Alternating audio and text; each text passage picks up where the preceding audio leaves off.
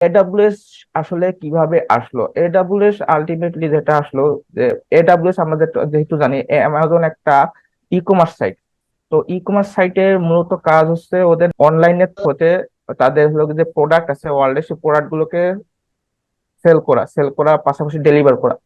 তো এটা যখন আমার যতটুকু মনে আছে 1990 শেষের দিকে অ্যামাজন অ্যামাজন ই কমার্স সাইটটা লঞ্চ হয়েছিল। তো শুরুর দিকে যখন লঞ্চ হয়েছিল জিনিসটা আস্তে আস্তে পপুলারিটি বাড়তেছিল।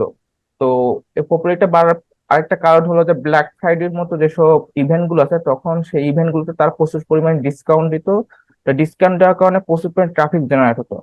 তো ট্রাফিক জেনারেট হওয়ার কারণে তারা যে ইস্যুগুলো ফেস করতো, যে তাদের ওয়েবসাইট গুলো কিংবা তাদের যে সেই সফটওয়্যার গুলো আসলে এই হিউজ পরিমাণ ট্রাফিক আসলে হ্যান্ডেল করতে পারতো না। তা যার ফলে যেটা হতো, তাদের বিজনেসে একটা ইম্প্যাক্ট পড়তো। কিরকম ইম্প্যাক্ট? তাদের হঠাৎ করে সার্ভার বসে যেত কিংবা সাইট ডাউন হয়ে যেত, যার কারণে মিলিয়ন মিলিয়ন ইউজার আর আর আপনার বাই সেল করতে পারতো না। তার একটা বিজনেস ইম্প্যাক্ট, অনেক লস হতো। তো তারা চিন্তা করলো যে তারা তাদের আইটি ডিপার্টমেন্টকে প্রচুর পরিমাণে ইনভেস্ট করে তারা চিন্তা করলো যে তাদের যে ডাটা ডাটা সেন্টারটা আছে, ডাটা সেন্টারটাকে তারা আর&ডি করে এমন কোথাও নিয়ে যাবে যাতে তাদের ওখানে আরো অ্যাডভান্স লেভেলের সার্ভিস থাকবে। সেই সার্ভিস গুলোকে ইউটিলাইজ করে তারা তাদের যে ই কমার্স সাইটটা, সেই ই কমার্স সাইটটাকে নেক্সট লেভেলে নিয়ে যাবে।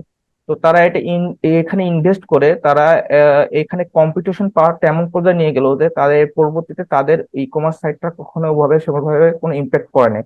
তারপর তাদের বিজনেস আরো বেশি গ্রোথ করছে।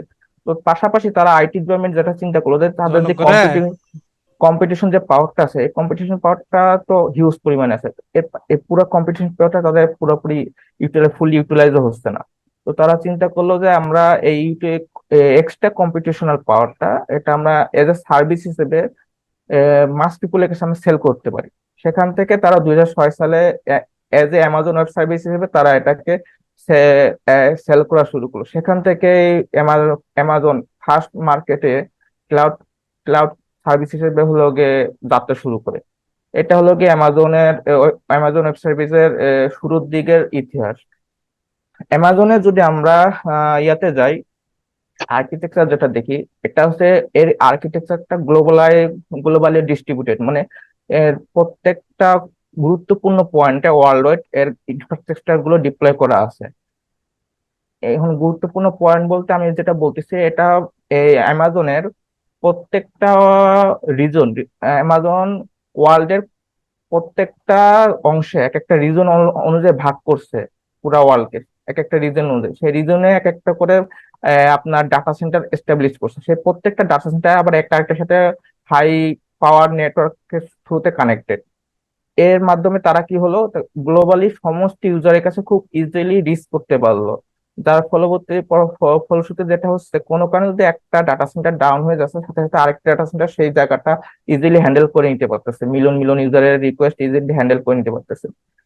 এর পাশাপাশি যেগুলো আছে এখানে, এডাব্লিউএস এর আরেকটা গুরুত্বপূর্ণ অংশ হচ্ছে এর সার্ভিস গুলো হলো গিয়ে ইউজফুল, মানে যেটা হলো গিয়ে কল্পনাতীত।